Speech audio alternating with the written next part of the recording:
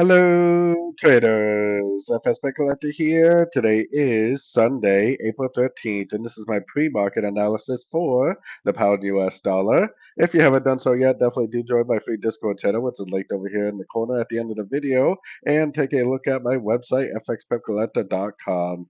So anyways, we did go a little bit sideways, a little bit of a pullback on Friday, but the last structure is down here. That's the last swing low before we went up and made a swing high. So anything that happens right here in between these two lines could just be a correction to this last move up. I would definitely be recommending longs. I'd be looking for fib bounces, three-way pullbacks. We may already have an end of a correction, and it may continue the uptrend from here.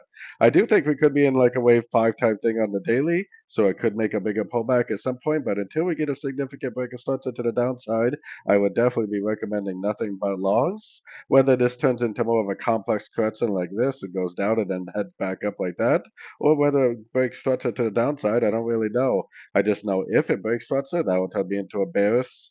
If it doesn't break structure, I will continue to look for longs, especially at every fib bounce I see. So anyways, don't forget to join my free Discord channel, and as always, thank you for watching and happy trading.